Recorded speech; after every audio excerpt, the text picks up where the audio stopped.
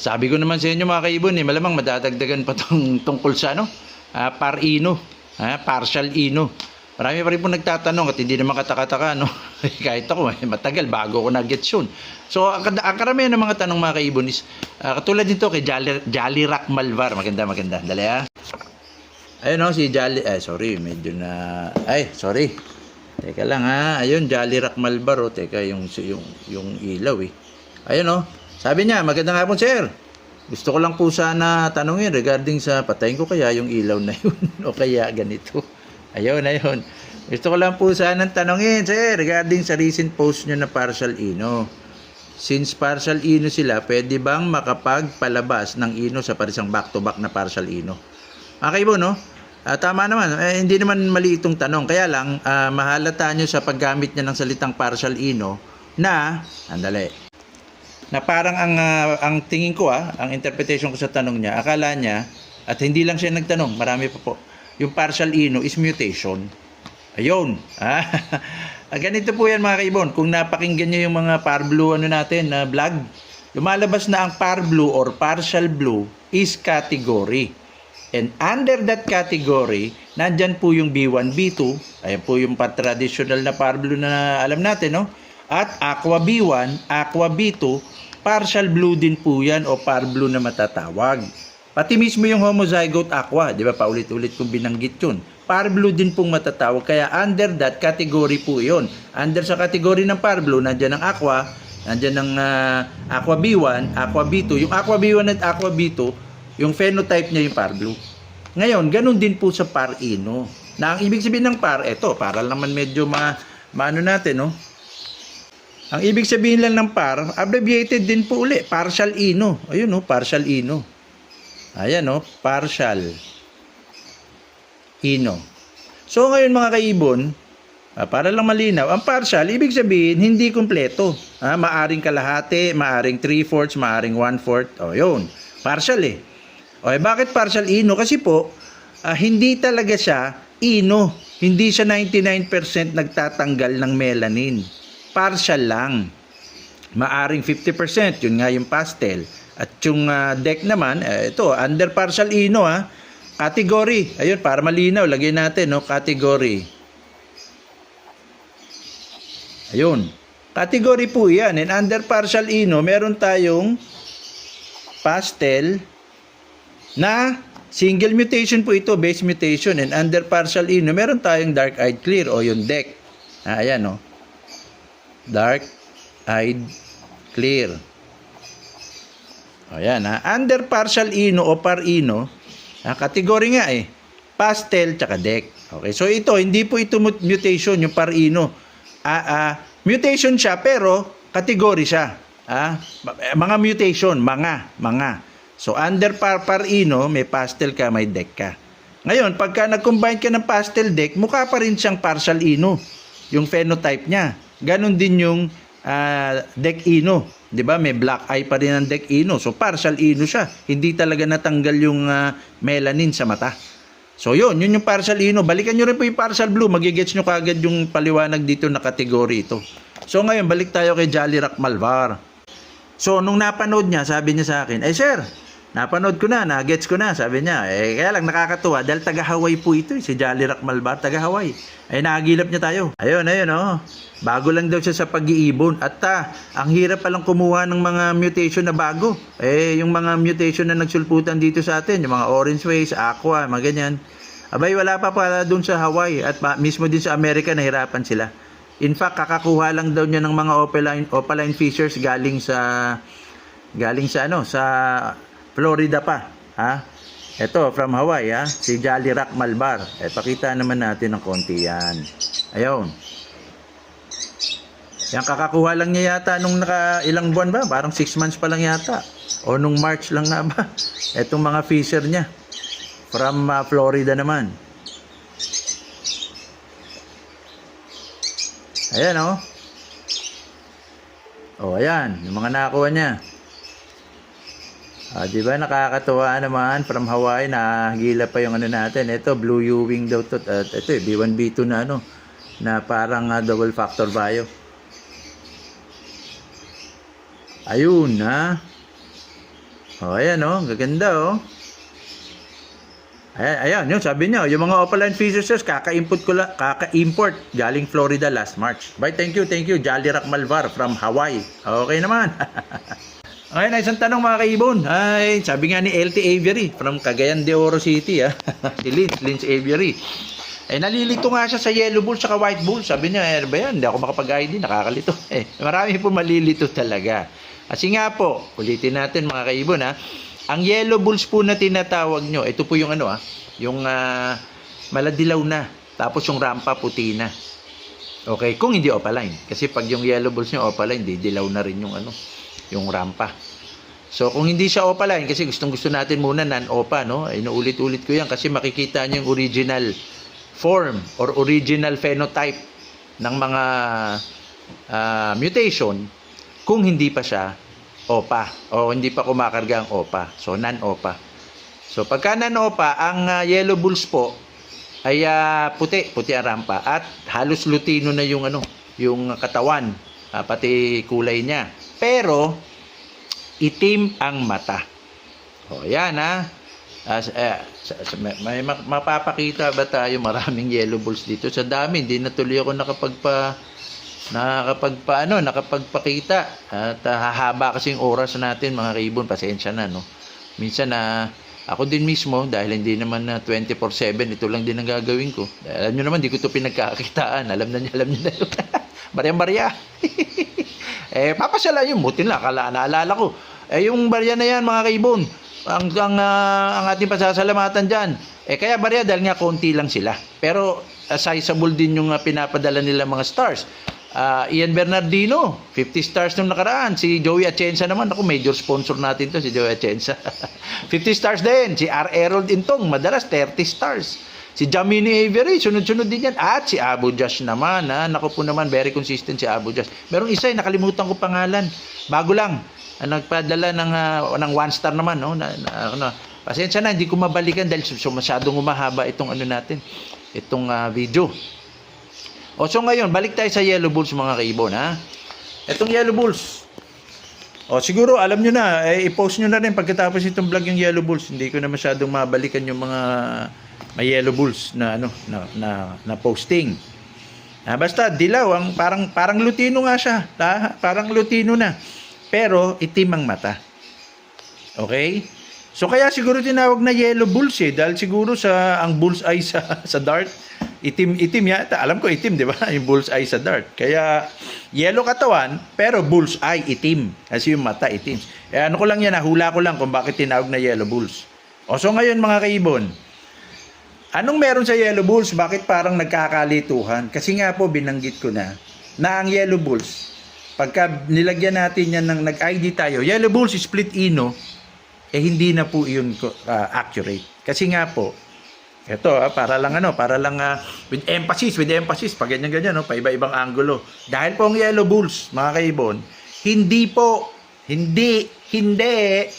single mutation. Ayun na naman. Marami po kasing pinapangalan ang mga breeder na hindi naman masama yun, no? At hindi ko rin pinababago ang pangalang yellow bulls. Bahala na kayo kung babaguhin nyo o hindi. Basta alam nyo na ang yellow bulls ay hindi single mutation.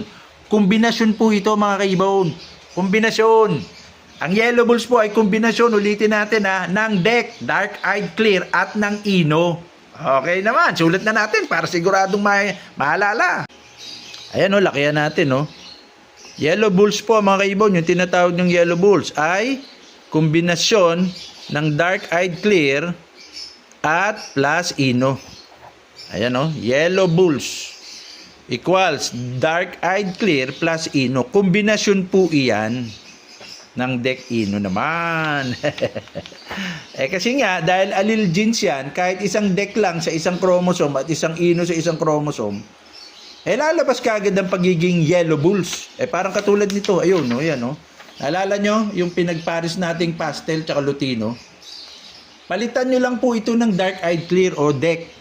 Lalabas dito, 100% decino or DEC ino. Okay? Kahit tig-isa lang, parang ito yung DEC, ito yung lutino. Tig-isa lang sa chromosomes, lumalabas kaagad ang pagiging yellow bulls. Kaya hindi mo pwedeng sabihin, split ino pa.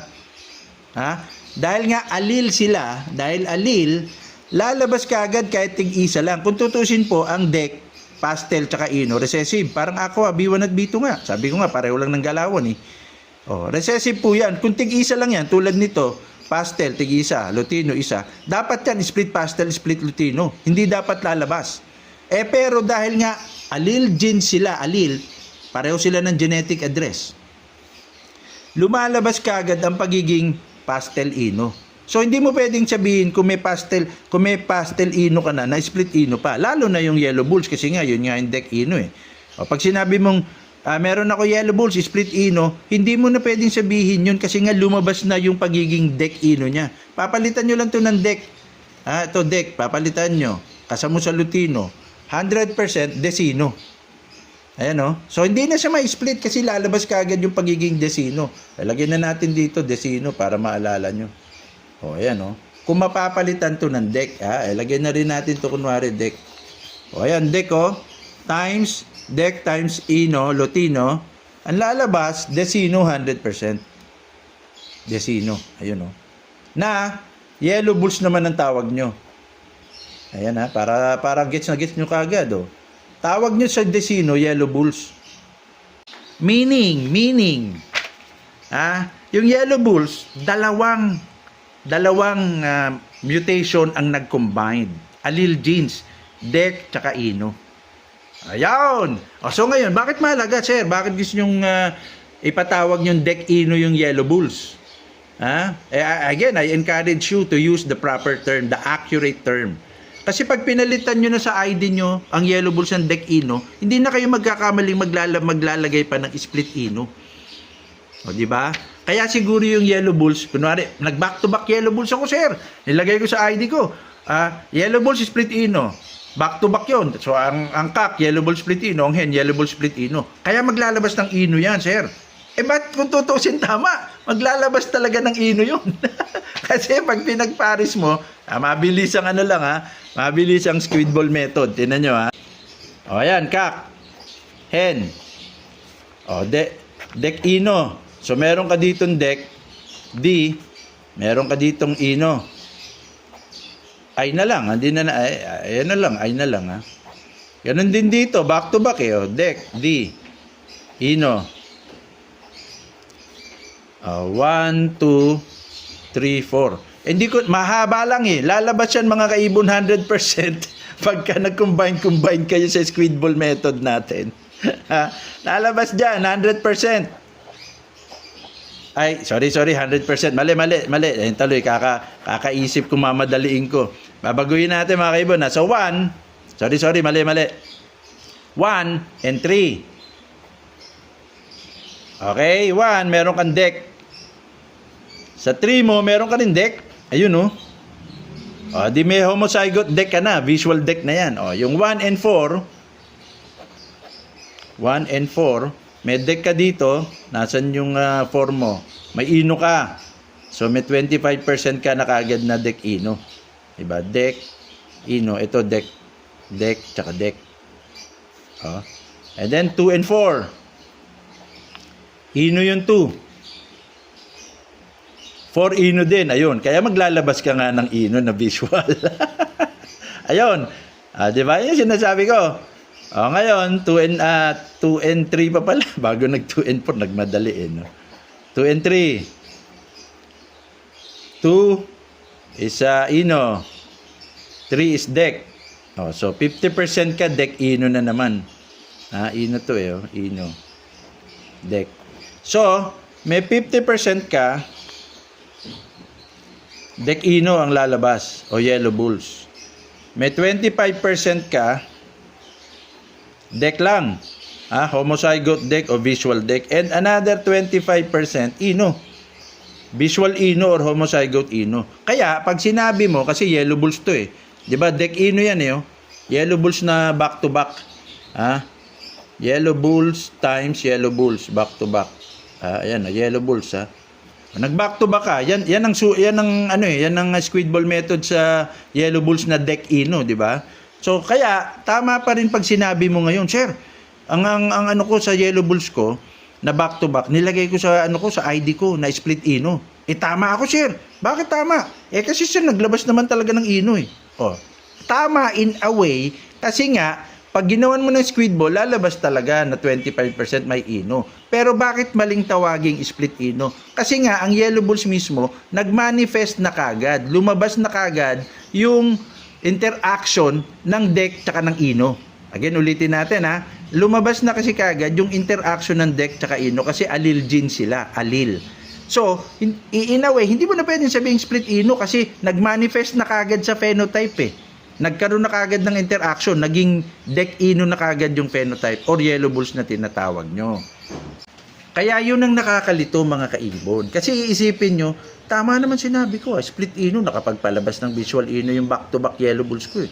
Tama, makakapaglabas talaga. Kasi nga pag ginawa mo squid ball method na ginawa natin ngayon. Pero, bakit hindi mo nasasabing split ino? Kasi nga, lumabas na kaagad-agad yung phenotype na deck ino o yung yellow balls. Oh, medyo malilito pa siguro kayo ng konti, pero ulit-ulitin nyo lang to pati sa par blue. So, kaya parang accurately, you don't need to say split ino pa. Kasi nag-manifest na kaagad because allele sila. Nagkakaroon sila ng immediate interaction because allele gene sila. Tulad ng Aqua B1. Tulad ng Aqua B2. Lumalabas kagad yung pagka-Aqua B2. Lumalabas kagad yung Aqua B1. Nagkataon lang na wala tayong tawag na iba sa Aqua B1 tsaka Aqua B2 eh. Kasi kung tinawag natin yung kung ewan ko kung ano pwede nyong itawag, malilito rin kayo. Kaya hindi kayo nalito sa Aqua B1 at Aqua B2 kasi walang ibang tawag ang breeder kung hindi Aqua B1 talaga at Aqua B2. Kaya nga, dito sa Yellow Bulls, hindi ka malilito pag tinawag mong deck ino? O di ba? Kasi nga parang Aqua B1, hindi ka na nalito. Pag ginawan mo ng squid ball method, gets mo na kagad. Kaya, hindi ko kayo pa nagbabawal, walang uhuli sa inyo, pag yellow bulls pa rin ang tawag nyo, pero nakakalito. Pero pag tinawag nyo sa tamang term na deck ino or decino, alam nyo kagad na dalawa ang allele genes ng ibon na kumarga. Isang deck, isang ino sa magkabilang chromosome. Ay magtanong lang kayo mga kaibon, no? Almost 18 minutes na. Kaya sinasabi ko na nga ba. Anyway, pag marami pa po nalilito, clarify lang po kagad, ha? Nandito tayo para umantabay naman at hindi tayo papayag. Pag bawat paliwanag, laging may basihan. Dahil nga pag may basihan, laging may basihan. Yun lang. Hasta la vista!